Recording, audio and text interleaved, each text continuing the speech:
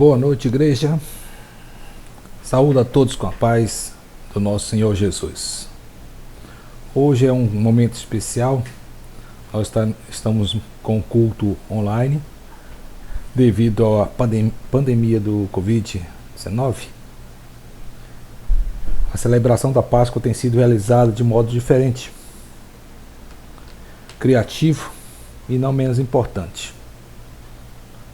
Muitas igrejas estão usando agora as redes sociais, as lives, para apresentar seus cultos e o culto da Páscoa. A Páscoa é um momento único e muito importante para muitas famílias.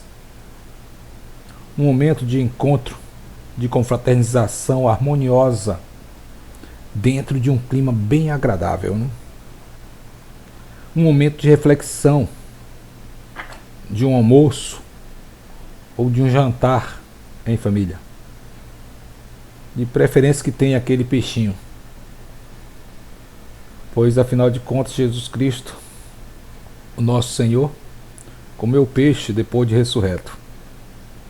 Por isso a tradição de comer peixe na semana da Páscoa. Alguns acrescentam esse momento o chocolate, né? Na forma de ovo, na forma de coelho, de cordeiro, enfim, diversas formas. E é bom ter um chocolatezinho, apesar de não ter nada a ver com a Páscoa bíblica. A Páscoa ela traz a ideia de libertação. Ela é mencionada pela primeira vez na Bíblia, no capítulo 12 de Êxodo, marcando o dia em que o povo de Israel teria, enfim, consumado a sua libertação após 4 séculos de escravidão no Egito. Vamos ver se a gente consegue ler aqui o texto de Êxodo capítulo 12. Procure na sua Bíblia, Êxodo capítulo 12. Vamos ver aqui, do 11, eu coloquei 11 a 14, mas é do 1 ao 14. Se vocês acharam na Bíblia aí, vamos ler. Diz assim a palavra do Senhor. O Senhor disse a Moisés e a Arão no Egito: Este deverá ser o primeiro dia, ou primeiro mês do ano para vocês. Estavam iniciando uma nova vida. Digam a toda a comunidade de Israel que no 10º dia deste mês, no caso era o mês de Abib, depois chamado Nissan, que é equivalente ao nosso mês de março e abril, intervalo entre março e abril. Nesse mês todo homem deverá separar um cordeiro ou um cabrito para a sua família, um para cada casa. Se uma família for pequena demais para um animal inteiro, deve dividi-lo com seu vizinho mais próximo, conforme o número de pessoas e conforme o que cada um puder comer. O animal escolhido será macho de 1 ano, sem defeito, e pode ser cordeiro ou cabrito. Guardem-no até o 14º dia do mês, quando toda a comunidade de Israel irá sacrificá-lo ao pôr do sol.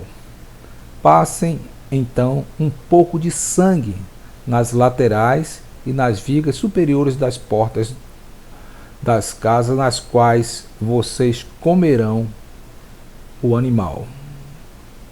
O próximo. Passem então um pouco de sangue nas laterais, como já vimos, né? Nas portas nas quais comerão o animal. Naquela mesma noite comerão a carne assada no fogo, juntamente com ervas amargas e pão sem fermento. Não comam a carne crua, nem cozida em água, mas assada no fogo, cabeça, pernas e vísceras. Não deixem sobrar nada até pela manhã. Caso isso aconteça, queimem o que restar. Ao contrário, estejam prontos. Ao comerem, estejam prontos para sair. Cinto no lugar, sandália nos pés e cajado na mão. Comam apressadamente. Esta é a Páscoa do Senhor. Naquela mesma noite passarei pelo Egito e matarei todos os primogênitos, tanto dos homens como dos animais, e executarei juízo sobre todos os deuses do Egito. Eu sou o Senhor. O sangue será um sinal para indicar as casas em que vocês estiverem.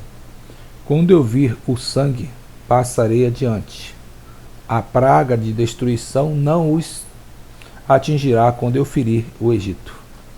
Este dia será um memorial que vocês e todos os seus descendentes o comemorarão como festa ao Senhor.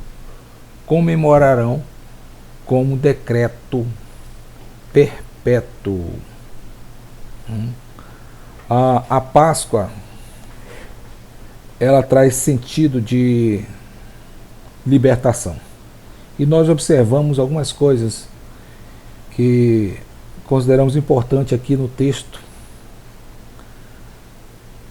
Na celebração da Páscoa encontramos elementos importantes, como o cordeiro, o pão e a morte do primogênito. Vamos ver aqui. Então nós vamos verificar ponto por ponto aqui. Temos aqui o cordeiro. Observamos que o cordeiro tinha que ser novo, sem defeito, oferecido pelos homens a Deus.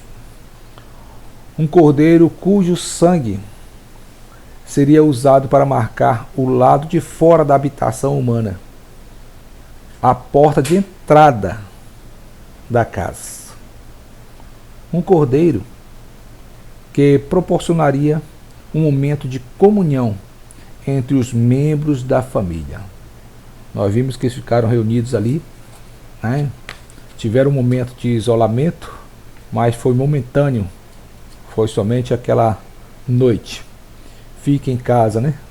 Sob a proteção do sangue do Cordeiro de Deus, até que o anjo da morte passe. Então essa foi a ordem.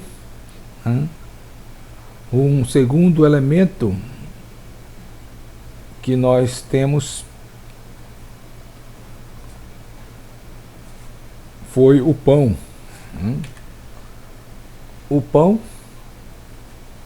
é um elemento, diz a Bíblia, que sem fermento, foi feito pelas mãos humanas, às pressas, um pão prático, rápido de fazer e fácil de transportar.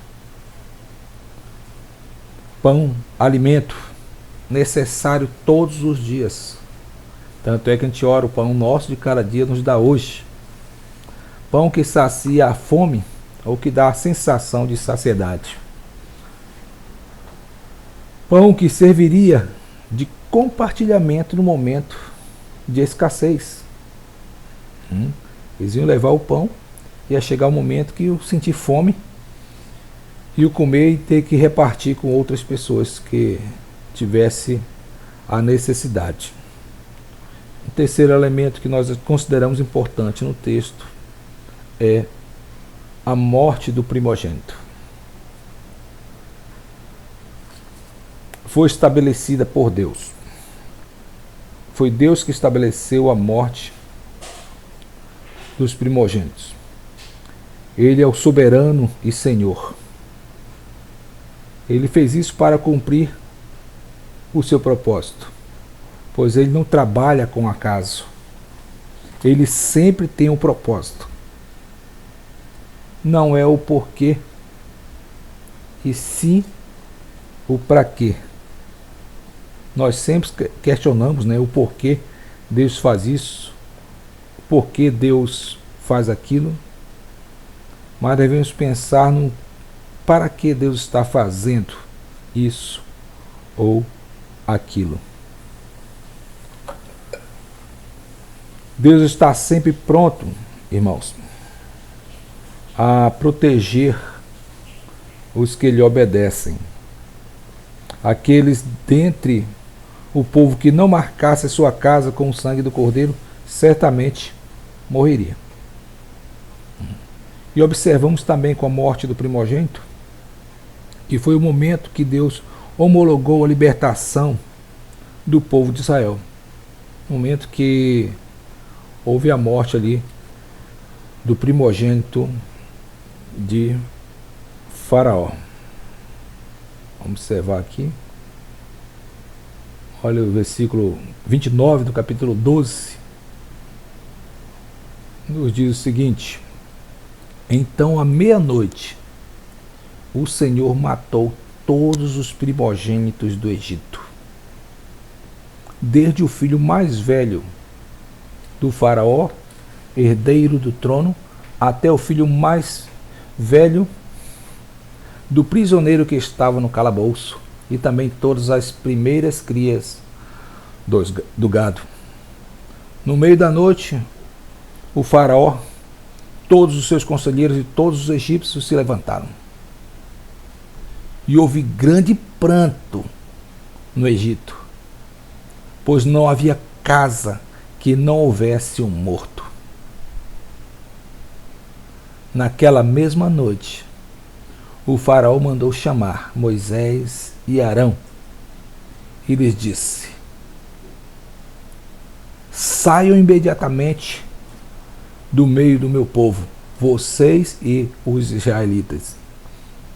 Vão prestar culto ao Senhor como vocês pediram. Irmãos, foi uma calamidade. Muitas e muitas pessoas foram mortas naquela noite, porque o Senhor fez isso para libertar o seu povo da escravidão. Então nós observamos claramente como o Senhor age, como o Senhor protege o seu povo. Ordenou que eles fossem prestar culto ali onde eles propuseram fazer culto ao Senhor. Mas o que isso tem a ver com a minha vida hoje? Talvez seja essa pergunta que você está a fazer. Pastor, o que isso tem a ver comigo hoje? Qual é a relação dessa Páscoa ali no Egito, desse livramento, dessas mortes? O que isso tem a ver comigo hoje? Quero compartilhar com vocês o seguinte: a Páscoa celebrada no Egito e a Páscoa que nós celebramos hoje é do Senhor.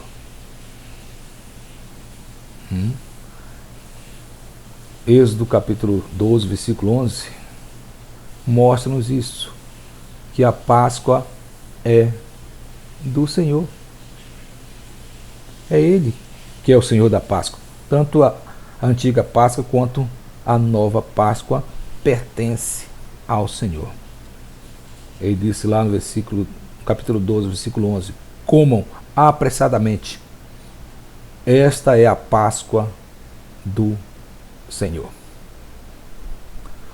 Uma outra coisa que eu quero colocar para vocês, que o cordeiro e o pão da primeira Páscoa foram oferecidos pelos homens. Hoje celebramos a verdadeira Páscoa com os elementos oferecidos pelo próprio Deus. Quando falamos verdadeira Páscoa, não estamos negando a veracidade da primeira, da anterior, que tratava da libertação da escravidão humana imposta pela nação egípcia durante 4 séculos. Mas a vimos como uma figura da que constitui a verdadeira Páscoa, ou seja, a Páscoa que enfatiza a liberdade espiritual, a liberdade da escravidão do pecado, que conduz o pecador arrependido para a vida eterna em Cristo Jesus. Nós queremos dizer também que Jesus é o Cordeiro e o pão de Deus. Nós podemos observar isso no texto bíblico. A gente vai no texto bíblico de 1 João, ou de João 1:29, que diz o seguinte: no dia seguinte, João viu Jesus aproximando-se e disse: vejam, é o Cordeiro de Deus que tira o pecado do mundo. Jesus falando de si mesmo, ele diz em João 6,48: eu sou o pão da vida. Os seus antepassados comeram maná no deserto. Aquele pãozinho que caía do céu com gosto de mel. Comeram no deserto, mas morreram. E ele, falando de si mesmo, continua: todavia aqui está o pão que desceu do céu, para que não morra quem dele comer. Eu sou o pão vivo que desceu do céu. Se alguém comer deste pão, viverá para sempre. Este pão é a minha carne. Eu a darei pela vida do mundo. Quanto ali na primeira Páscoa, tinha que comer o pão sem fermento. Depois no deserto comer o maná. Jesus oferece a sua carne como o pão da vida. Capítulo 6, versículo 53. Jesus afirma novamente: e eu lhes digo a verdade, se vocês não comerem a carne do Filho do Homem e não beberem o seu sangue, não terão vida em si mesmos. Todo o que come a minha carne e bebe o meu sangue tem a vida eterna, e eu o ressuscitarei no último dia. Pois a minha carne é verdadeira comida e meu sangue é verdadeira bebida.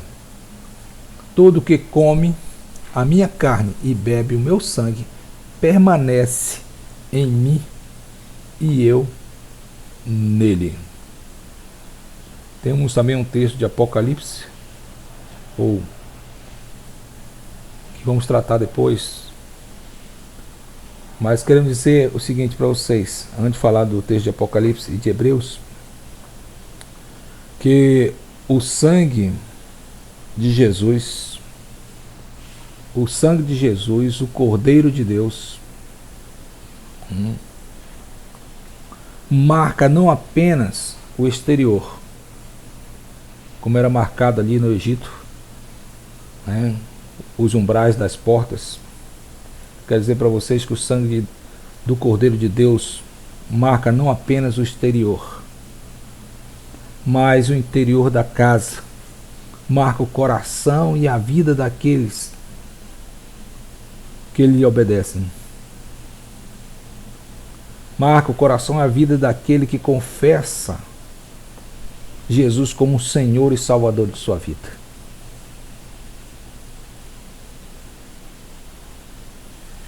Nós falamos que marca por dentro e por fora.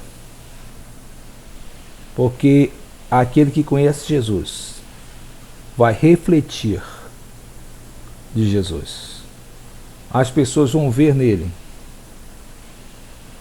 o reflexo de Cristo. nós temos um texto aqui de 1 João. Vamos colocar aqui para vocês. Aqui, ó. 1 João 7 diz: se porém andarmos na luz, como ele está na luz, temos comunhão uns com os outros, e o sangue de Jesus Cristo, o sangue de Jesus, seu Filho, nos purifica de todo pecado. O texto de Hebreus: portanto, irmãos, Hebreus 10, 19, portanto, irmãos, temos plena confiança para entrar no Santo dos Santos pelo sangue de Jesus. Entrar direto na presença de Deus, justamente pelo sangue de Jesus, sem precisar de intermediário algum, porque Ele é o nosso sumo sacerdote. Apocalipse 1:5 diz que Ele é a testemunha fiel, o primogênito dentre os mortos. Além de ser o primogênito dentre os mortos, Ele é o soberano Rei dos Reis, ou soberano dos reis da terra. Ele que nos ama e nos libertou dos nossos pecados por meio do seu sangue. O sangue de Jesus Cristo nos purifica de todo o pecado. Que maravilha, né? Então, gente, o fato mais importante da Páscoa, meus irmãos, não é a morte do primogênito dos homens ou dos animais. Não é a morte que assola do lado de fora, que assombra do lado de fora da casa. Não é o banquete do lado de dentro. É a vida oferecida pelo Cordeiro de Deus, pelo pão vivo que desceu do céu, por Jesus, que morreu e ressuscitou dentre os mortos. Essa é a maravilha. Nós adoramos um Deus vivo e verdadeiro. Jesus é o nosso Deus, que morreu e ressuscitou e está vivo. Confie no Senhor. Essa é a palavra que queremos deixar para vocês. Confie no Senhor. Conforme o texto bíblico, para nós encerrarmos aqui, diz o seguinte: confie no Senhor, ame-o de todo o coração, não tenha medo. Eu sei que muita gente está com medo nesse momento de crise, de pandemia, mas a Bíblia nos orienta: não tenha medo, pois, como está escrito em 1 João 4,18, no amor não há medo. Pelo contrário, o perfeito amor expulsa o medo. Creia que o Senhor fará o que disse em Êxodo capítulo 11, versículo 6. Antes daquela mortandade acontecer ali ao Egito, Deus já havia falado a Moisés: haverá grande pranto em todo o Egito, como nunca houve antes, nem jamais haverá. Entre os israelitas, porém, nem sequer um cão latirá contra o homem ou animal. Então vocês saberão que o Senhor faz distinção entre o seu povo e aqueles que não são seu povo, entre o Egito e Israel. Desejo a todos uma feliz Páscoa com Jesus. Vamos orar. Vamos fazer uma oração agradecendo a Deus esse momento de Páscoa, de celebração. Oremos. Senhor Jesus, graças te damos, porque o Senhor é o Senhor da história. O Senhor tem o controle de todas as coisas. Todas as coisas acontecem e colaboram para o bem daqueles que te amam. Obrigado, Deus, porque o Senhor tem feito com que a igreja se desperte. O Senhor tem protegido e guardado a vida dos teus servos. O Senhor tem feito a diferença, a distinção entre aqueles que te amam e aqueles que não te amam. Te pedimos, ó Deus, em favor da nossa nação. Pedimos a tua proteção. Pedimos a tua guarda, a tua direção. Abençoa, ó Deus, aqueles que o Senhor elegeu, nomeou para dirigir a nossa nação, o nosso estado, o nosso município. Tira do meio do teu povo toda a corrupção e usa a tua igreja como instrumento para a salvação de vidas. Levanta homens e mulheres intercessores que possam interceder por esta nação. Muito obrigado, Deus, pela celebração da Páscoa, que fazemos um pouco diferente do que costumamos fazer. Mas te louvamos, porque o Senhor é o nosso Cordeiro Pascal. O Senhor morreu, mas ressuscitou e nos deu vida eterna, e que outras pessoas possam ter a mesma vida que nós temos em Cristo. Nos abençoe, abençoe todos aqueles que estão nos assistindo, nos ouvindo. É a nossa oração em nome de Jesus. Que Deus abençoe e guarde a todos.